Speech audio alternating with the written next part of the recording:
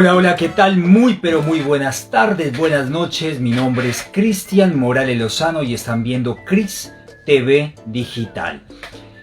Hoy vamos a seguir abordando el tema de Colombia. Ya van casi 2 semanas de paro, de movilizaciones, manifestaciones, personas, algunas que han sido muertas lastimosamente, otras que han sido heridas, muchas denuncias tanto de parte de los manifestantes como también de la fuerza pública, muchas controversias al respecto, y la verdad que es lamentable que hasta el día de hoy no exista una solución pacífica a esta problemática que lastimosamente golpea y fuertemente a nuestro país.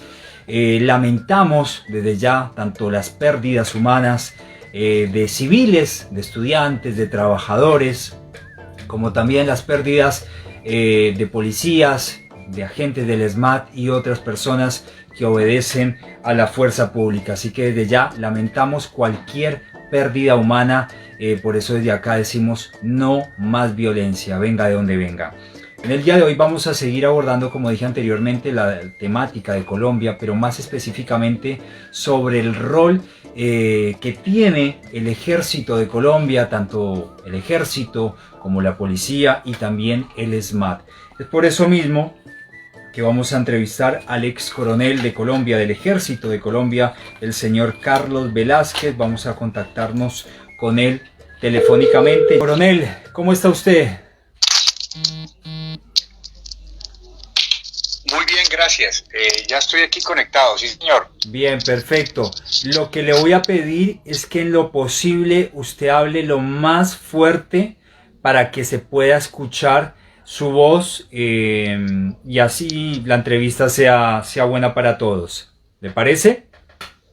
Sí, señor. Bueno, Perfecto. coronel, eh, vamos puntualmente a las temáticas que nos competen. En este último tiempo hay mucha controversia con respecto a la función, a la labor que debe tener tanto el ejército de Colombia como también la policía.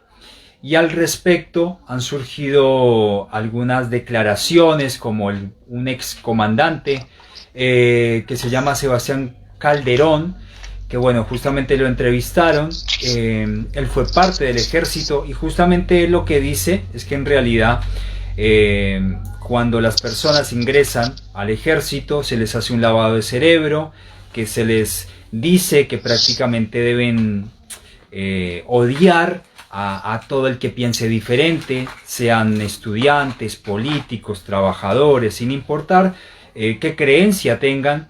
Y son declaraciones muy fuertes y muy peligrosas, porque sabemos que de antemano toda institución hay personas que hacen bien sus labores como otras que no.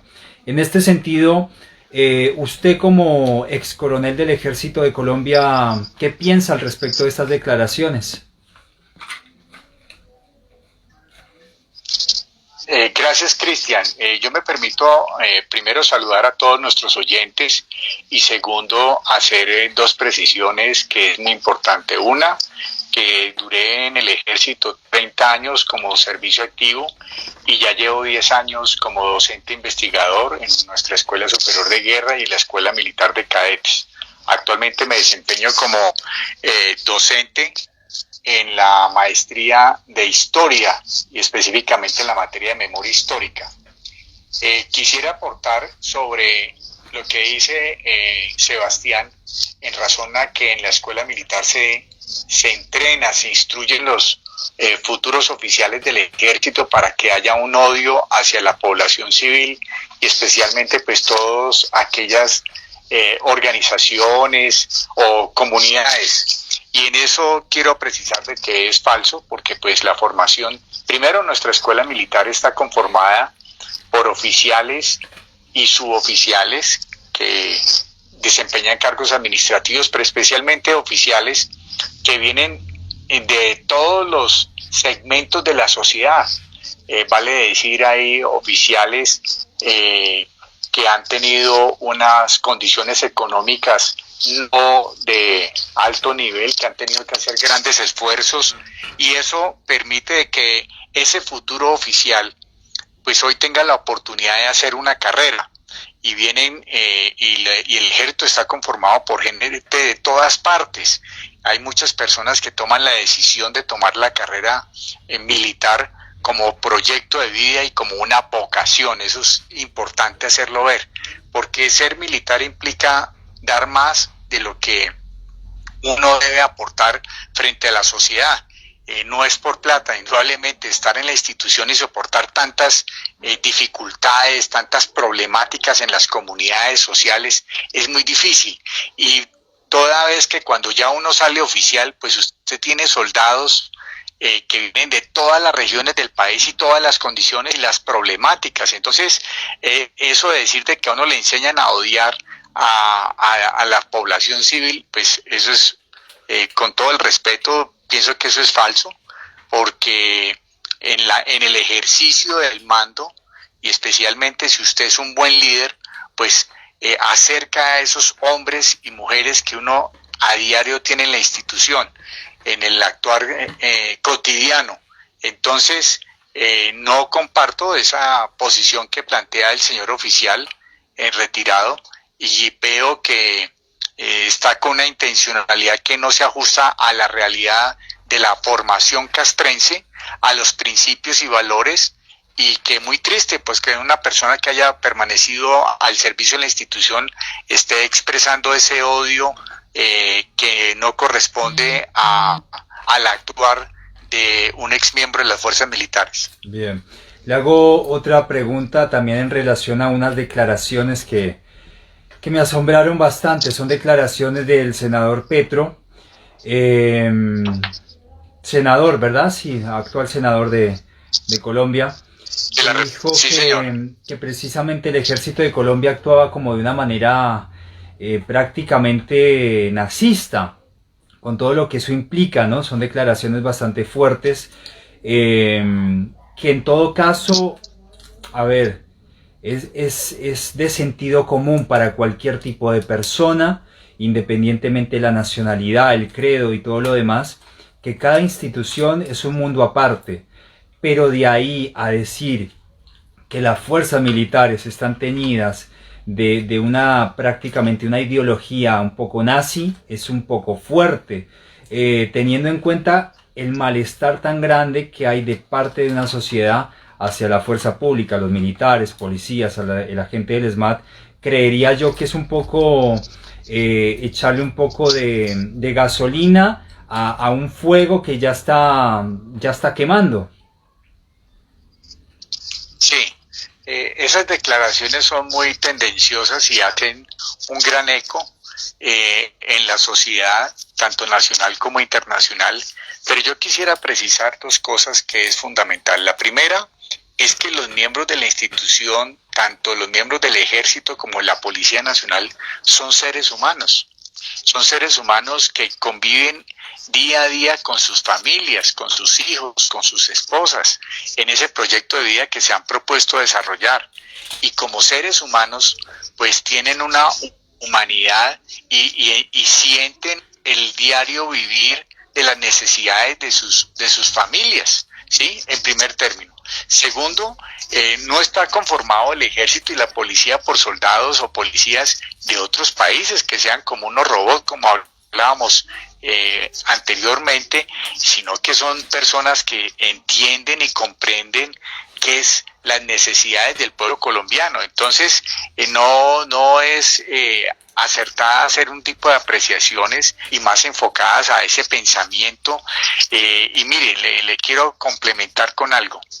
Nuestros miembros de la fuerza pública han permitido que todos esos seres humanos, más de 80.000 colombianos que se desmovilizaron a lo largo del conflicto armado, específicamente en los últimos años, a raíz de todo esto que vivió el país, esta barbarie de secuestro, torturas, desaparición, atentados terroristas, muchos de ellos se desmovilizaron y recibieron por parte de la fuerza pública ese buen trato, ese cambio. La Agencia Colombiana de Reintegración en sus inicios demostró ese gran trato de nuestros miembros de la fuerza pública y decíamos bienvenido a la libertad, e institucionalmente decíamos que es preferible un desmovilizado que un muerto, porque se le permite a esos seres humanos que tengan otra oportunidad, toda vez de que muchos de estos miembros de las FARC y del ELN pues han sido reclutados forzosamente, niños de 7, 8, 10 años, y entonces somos conscientes de eso, y la institucionalidad siempre le ha permitido en todos los procesos de paz que se han desarrollado en el país, que no solamente es esto, ha permitido que estos hombres tengan una segunda oportunidad de realmente construir el país y salir de la violencia en la cual estamos inmersos más de 60 años. Coronel, hay otra parte de la sociedad y del sector político, llámese oposición o alternativa, porque justamente escuchaba a Petro que decía que él no es la oposición sino la alternativa, ¿no? Para mí es casi lo mismo, alternativa o oposición es lo mismo en mi entender. Sin embargo, hay gente que dice, bueno, ¿cómo es posible que el gobierno de Colombia invierta tanto en armamento y otras cosas más para, digamos, potenciar su armamento, ¿no? Precisamente. Si Colombia no es un país que está en guerra, pero hay dos situaciones que se presentan en Colombia. La primera, aún el ejército de Colombia y también la policía sigue enfrentando a grupos armados al margen de la ley. Eso es lamentable, pero es un hecho. En segundo lugar, también tenemos una amenaza, lastimosamente, por parte del gobierno de Maduro, ¿correcto? No por parte de nosotros, por parte de él. O sea que por sentido común tendríamos que estar equipados militarmente hablando. Sí, gracias. Esa pregunta tiene mucha validez, Cristian, y es importante precisar dos cosas. La primera, Colombia ha sido un país respetuoso de la situación regional que viven los países. No hemos sido una nación que ha efectuado acciones bélicas en nuestros países vecinos. No hay ningún interés de posesionarse de territorios en lo que tiene que ver un conflicto armado de carácter internacional. El gobierno colombiano siempre ha sido muy respetuoso de ello a lo largo de la historia, y eso es importante ver. En segundo término, es que Colombia, que es un país maravilloso, la gente tan especial, pero tenemos unas amenazas y unos conflictos internos transnacionales también, que hacen que el diario vivir en el país tenga que haber una actuación por parte de la fuerza pública.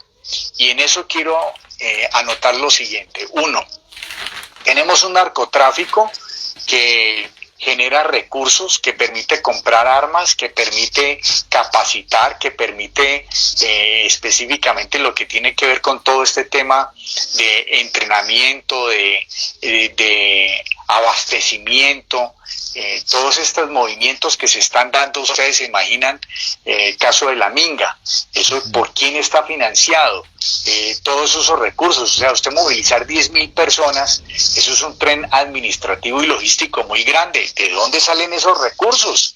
Ese es el cuestionamiento que nos tenemos que hacer los colombianos y la comunidad internacional. ¿Quién está financiando eso? Porque si hay unas limitaciones de empleo, si hay unas limitaciones de salud, de educación, y hay alguien que está facilitando eso, pues tiene unos intereses políticos e ideológicos y que le están metiendo altos recursos. Y obviamente pues ahí están los recursos del narcotráfico, porque ahí las FARC y el ELN pues tienen intereses y tienen recursos y tienen acción directa en el cultivo y en el tráfico y la venta de la cocaína específicamente. Uno. Dos, asimismo, pues también hay una minería ilegal que azota el país, y esas organizaciones también generan recursos para la compra de armas, equipos de comunicaciones, y bueno, y acompañar ese tren administrativo. Y tercero, pues también tenemos otros conflictos, otras amenazas híbridas que afectan nuestra situación del país por el carácter geopolítico que representa. Entonces Venezuela, Cuba y otros países pues tienen interés en acabar con la joya de la corona, que ha sido un país democrático, respetuoso del derecho internacional, y entonces se busca desestabilizar para que eso pueda generar un efecto boomerang en los países latinoamericanos. Básicamente esas son las intenciones que tienen estos organismos internacionales con tendencias ideológicas a desestabilizar el país y que se pueda generar una revolución interna, un conflicto más fuerte en el país. Y entonces tenemos unas fuerzas militares que prepararnos, hacer grandes esfuerzos en el entrenamiento en los derechos humanos, en manejo de entrenamiento en todos estos temas de la cibernética, que es lo que nos estamos viendo, el manejo de las redes sociales, con engaños, con mentiras, y especialmente lo que tiene que ser, siempre hemos sido respetuosos y nuestro objetivo es defender a la población civil. Entonces por eso construimos carreteras, hacemos proyectos, le llegamos a las comunidades. No es un ejército que esté aislado de la realidad, sino por el contrario, día a día convive con las poblaciones en atención de desastres y muchas otras cosas. Y por eso se necesitan recursos para atender toda esa diversidad de problemáticas que tiene el país. Totalmente de acuerdo, coronel. Bueno, es tan así lo que se está afirmando en este momento que Colombia en los últimos, me atrevería a decir, 15, 20 años ha recibido muchas amenazas, provocaciones de parte del gobierno de Venezuela, provocaciones muy fuertes, agresiones verbales y muchas cosas horribles. Incluso parte de nuestra población en un sector de Colombia en algún momento fue desplazada, desalojada, hace 8 años creo yo, no recuerdo la ciudad, pero eso fue conocido en varios lugares del mundo. Sin embargo, Colombia se mantuvo, el gobierno de Colombia se mantuvo con una paz realmente envidiable, ¿no? Pero adecuada, actuando bien, no provocando ningún tipo de guerra.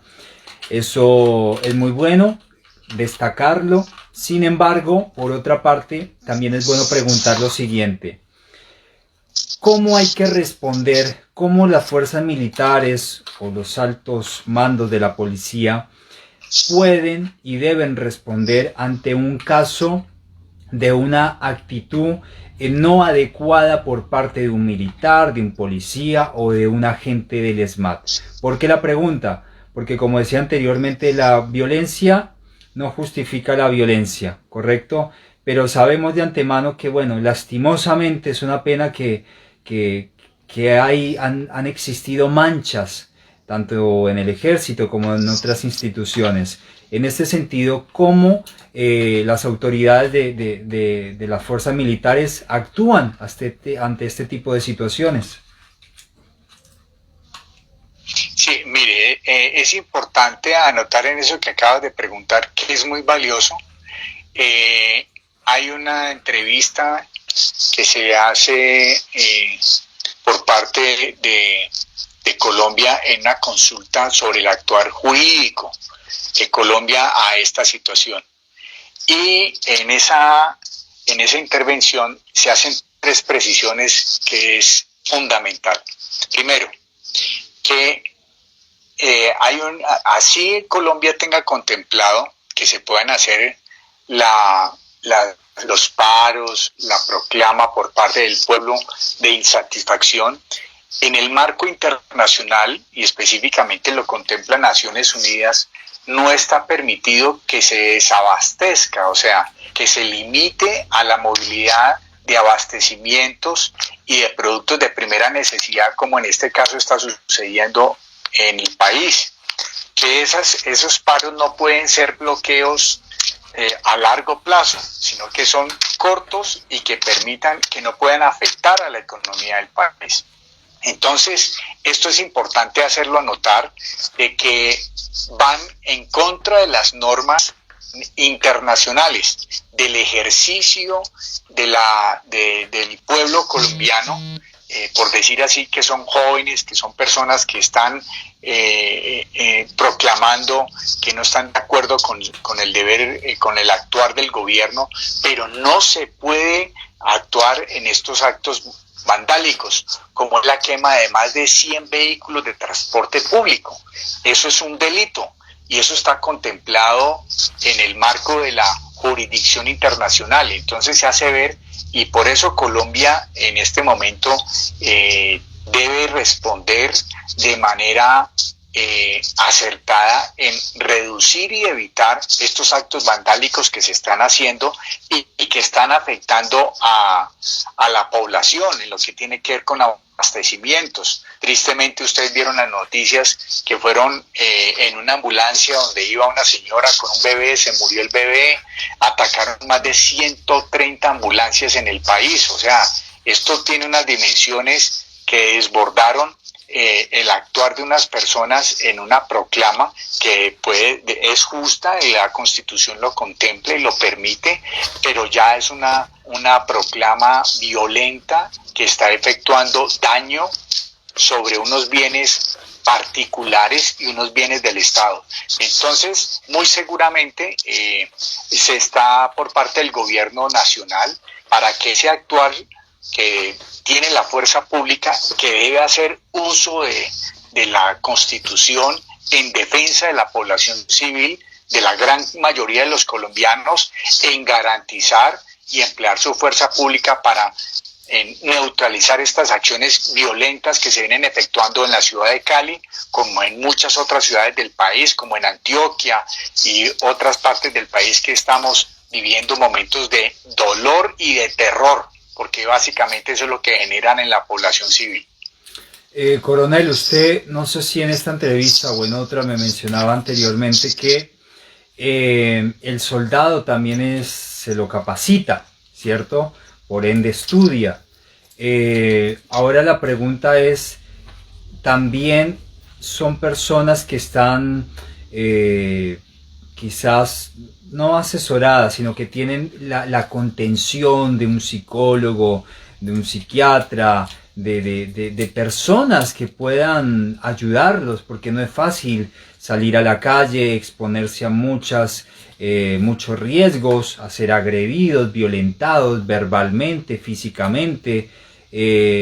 Los soldados tienen cómo desahogarse ante una persona, un psicólogo, un psiquiatra. Cristian, se te fue la señal y se me perdió la voz. Ok. Le decía anteriormente, usted en esta entrevista o en otra, no recuerdo bien, me había comentado que los soldados, muchos de ellos, reciben estudios, son personas que estudian, son capacitadas en algún momento en su carrera. Entonces la pregunta puntual, además de esta capacitación, además del ejercicio, del entrenamiento y todo lo que un soldado debe recibir, son personas que también reciben la contención de un psicólogo, un psiquiatra. Bueno, nuestras fuerzas militares indudablemente tenemos una característica, algo muy importante para mostrar, y es que hoy tenemos un ejército más profesional. ¿Qué significa ello? Que los señores oficiales, los señores suboficiales y los señores soldados que ingresan a la institución, como lo hablábamos en la anterior entrevista, se preparan, se entrenan y ellos adquieren unas capacitaciones para poder desempeñar un cargo específico. Sí. Verbo y gracia, el soldado profesional es un soldado que dura 18 meses prestando su servicio militar, y después de los 18 meses ya entra a una carrera en la cual puede durar 20 años. ¿Qué permite esto? Que ese señor soldado pues se capacita en temas de derechos humanos, en el actuar, qué le permite actuar dentro del marco de la legalidad, en el marco de las operaciones, cómo debe actuar, cómo es su comportamiento. Y se le lleva una hoja de vida, al igual como el soldado, al suboficial, que es el mando medio, y al oficial. En el caso de los señores suboficiales y suboficiales, para poder ascender al grado inmediatamente superior, tiene que cumplir unos requisitos. Y esas personas, si no cumplen esos requisitos, pues son retirados de la institución, y así en cada uno de ellos. También es importante anotar que los soldados, por ejemplo, hay unos soldados que siendo soldados profesionales, se identifican que tienen unas capacidades de líderes y pueden hacer la carrera de suboficial, y hay suboficiales que se les da la oportunidad para que hagan la carrera de oficial. Entonces eso es mejorar su proyecto de vida. Bien. O sea que tienen la posibilidad de mostrar sus habilidades, en primer sentido. Y en lo segundo, lo que me decías del acompañamiento psicológico por parte de la institución, pues en estos momentos de crisis muy seguramente se están haciendo unos programas de verificación y revisión para que el manejo del estrés y estas situaciones tan difíciles y problemáticas pues sean manejados con mucho cuidado, porque hay que evitar que una persona que usa las armas pues vaya a cometer una acción. Entonces hay un acompañamiento adecuado, y eso ya lo vivimos, lo que se llama estrés postraumático. Esa revisión del estrés postraumático se le hace seguimiento a los oficiales, a los suboficiales y a los soldados que están en primera línea, como también los que están en la parte administrativa, verificando el comportamiento de esos grupos específicos en cada una de las reuniones de las regiones, porque hay que entender que cada región y cada problemática y cada problema son muy diferentes. Voy a dar un ejemplo.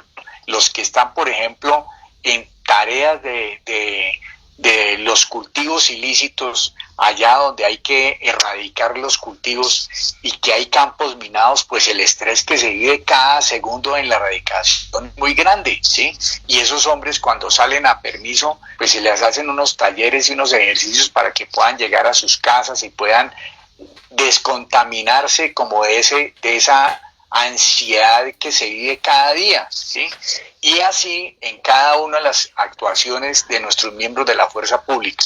En eso hay un seguimiento por parte de la sanidad militar, que está midiendo el actuar de cada uno de los miembros de la institución en las diferentes tareas que se están desarrollando a nivel nacional.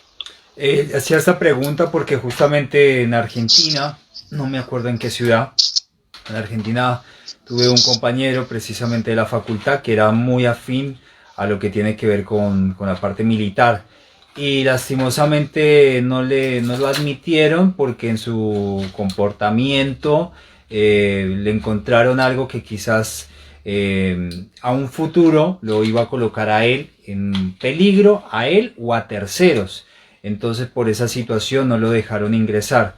Por eso me parece importante hacerle esa pregunta, porque como decía usted anteriormente, una persona que quizás tiene problemas de conducta, quizás es violento en su familia, en su hogar, no sería lo más adecuado que pueda hacer uso de un arma.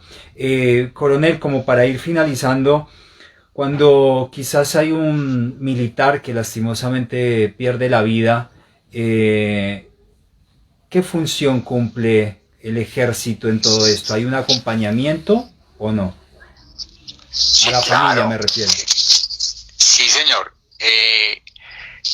Es que estar en 50 años de conflicto, esto nos ha enseñado mucho. Y por eso agradezco esta entrevista que me has permitido, y es mostrar lo siguiente. Hay algo que se llama, cuando estaban desembarcando en Normandía, los norteamericanos, resulta que en la parte de atrás de los buques de combate venían unos buques con refrigeradores. Ya se tenían los cálculos más o menos aproximados de cuántas personas iban a morir en ese desembarco, con el propósito de que los cuerpos fueran tomados en esa embarcación y se trajeran a los Estados Unidos o a los países aliados para entregar los cuerpos. Eso implica un tren administrativo, ¿sí? Y resulta que en todo ese ejercicio se llama tanatopraxia, o sea, la práctica con los cuerpos, cómo hacer que los cuerpos se puedan conservar, cómo hacer que los cuerpos puedan llegar a las familias, y las familias pues van a recibir ese cuerpo y van a hacer ese ejercicio del manejo del duelo, ¿sí? Entonces, en eso nosotros hemos tenido una experiencia dolorosa a lo largo de nuestro recorrido institucional, de ver una cantidad de miembros de la institución que fueron asesinados, mutilados. Verbo y gracia, pues yo era jefe personal de la Cuarta Brigada en el año 2000, me tocó recibir 59 soldados que fueron masacrados en un sitio que se llama Abeiba, Antioquia, en un desembarco por parte de las FARC, ver soldados mutilados en campos minados, bueno, todo esto, y que la institución creó dentro de la jefatura de personal, que es la que está dedicada a esa tarea, que no solamente es ese protocolo es de que llega el cuerpo, hay que presentar el cuerpo, cómo hay que cuidarlo y entregarlo a la familia, hacerle un duelo, eso tiene unos beneficios que el Estado le permite a la esposa que quede pensionada, o la mamá del muchacho reciba una remuneración económica de ese oficial, o suboficial o soldado.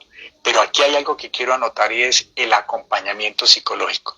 El acompañamiento psicológico en eso que se llama el estrés postraumático, y lo que representa al lado de ese muerto, de esa persona que fallece, hay algo muy especial que es el obispado castrense. El obispado castrense a nivel latinoamericano, Colombia tiene más de 180 sacerdotes que están en el acompañamiento del actuar de esos miembros de la institución. Por eso es que somos seres humanos, y aquí hay una vocación, y aquí se mura, y no quiere decir que tienen que ser solamente católicos, pueden ser protestantes, pueden ser de otras religiones, pero se conserva y se cuida a la familia, se protege a esa persona que pudo ser afectada por esos hechos, y hay un acompañamiento que está de la mano del capellán con el jefe de personal, y hay un tren administrativo y sanidad militar de verificar que ese paso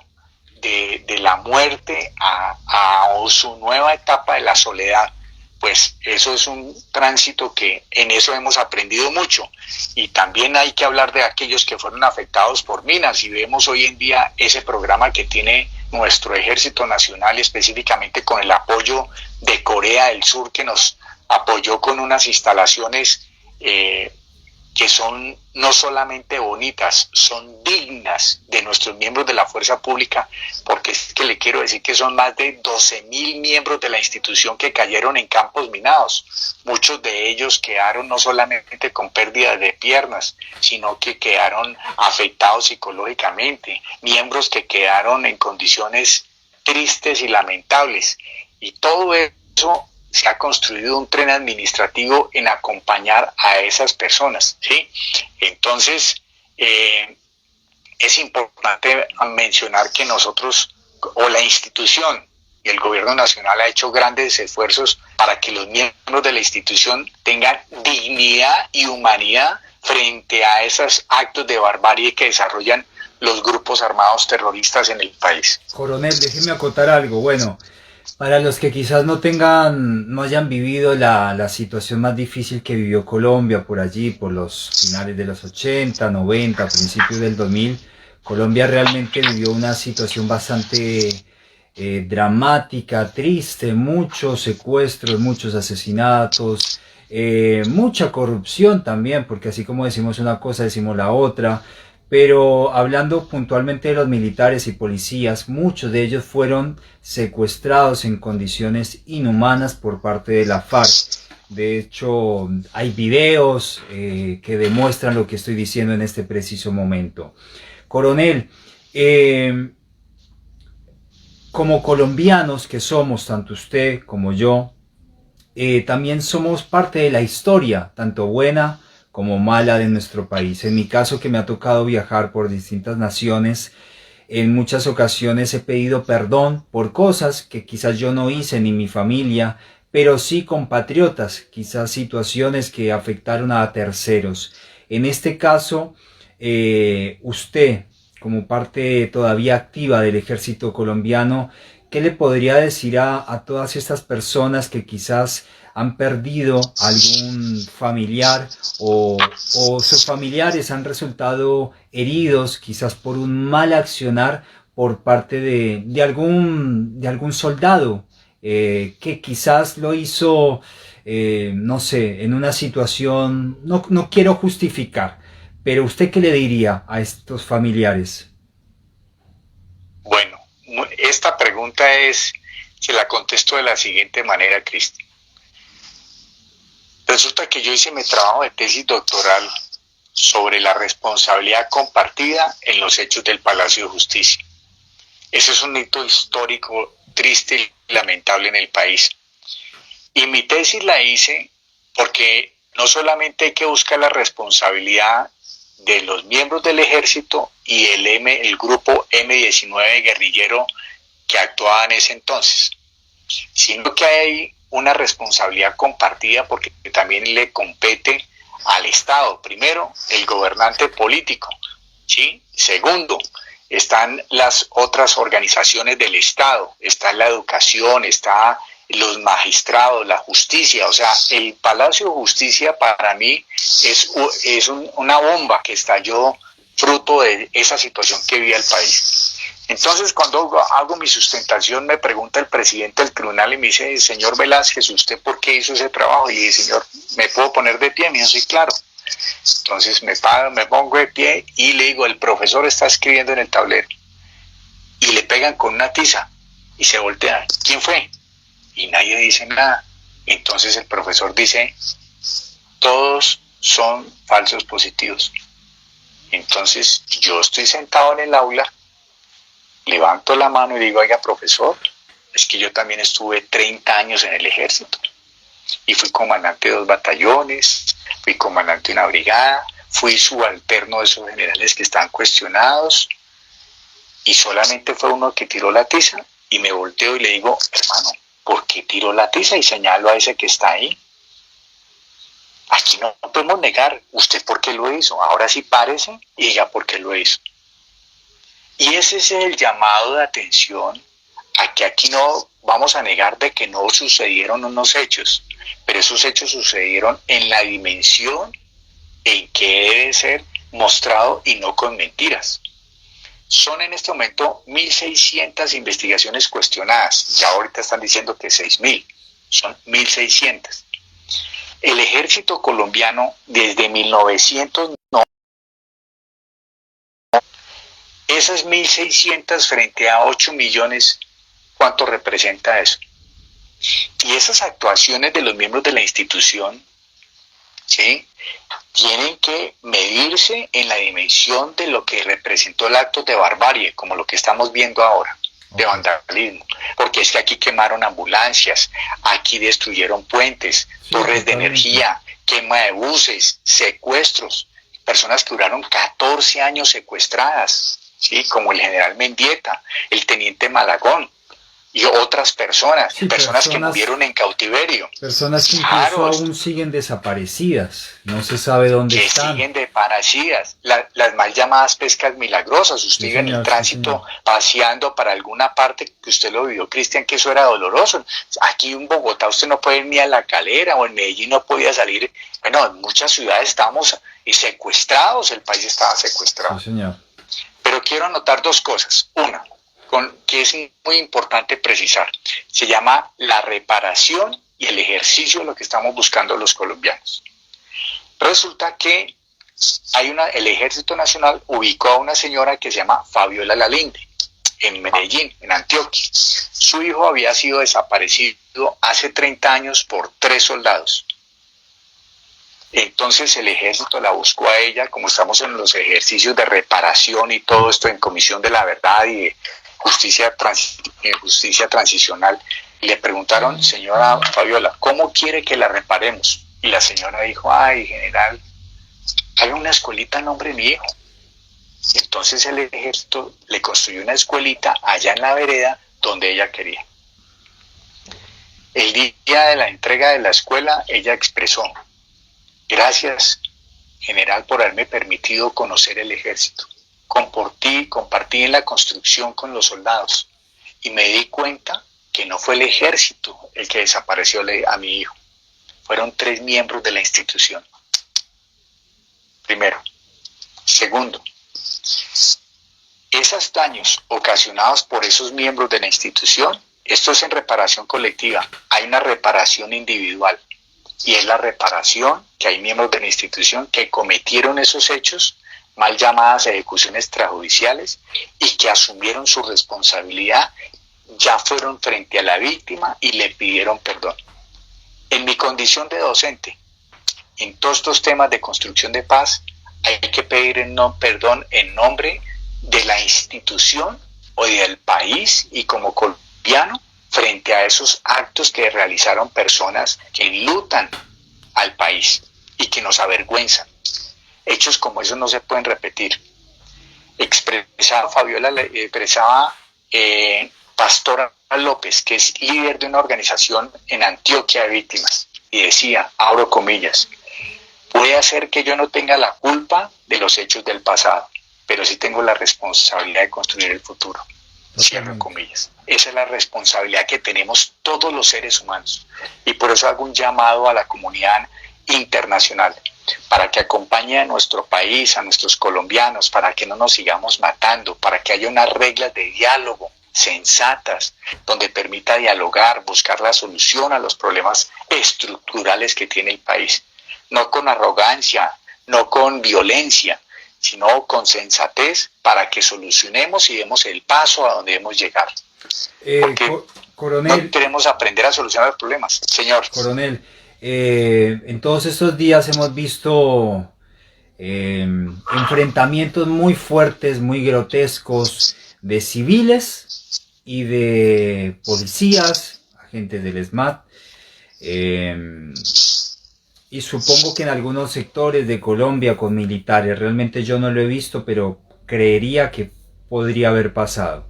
Sin embargo, son agresiones continuas, ¿no? Y todavía no hay una solución a todo esto.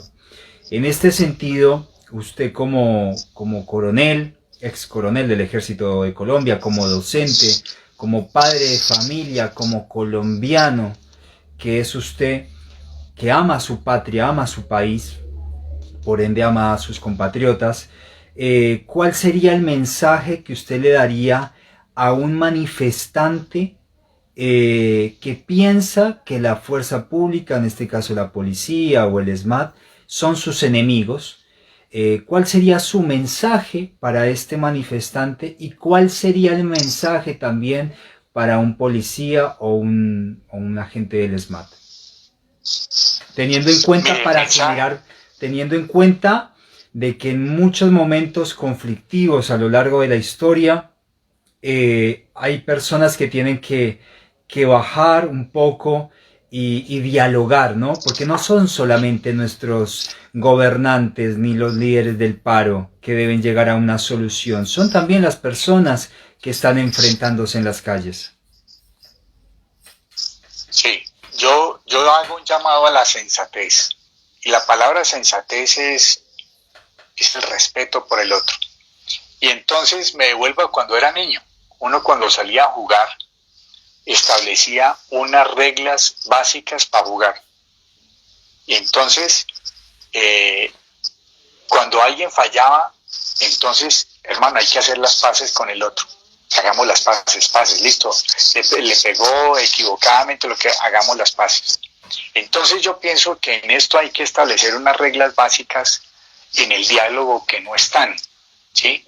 Y ese es el llamado que yo invito a esos jóvenes, a esas personas que están en estas manifestaciones, a que establezcamos unas reglas mínimas de convivencia y de respeto, que permitan buscar soluciones a los problemas estructurales, entendiendo que hay que hacer ese ejercicio. Ahora, ya hay diagnósticos fuertes y grandes que se han hecho por parte de personas que han hecho trabajos de investigación sobre la violencia de los colombianos.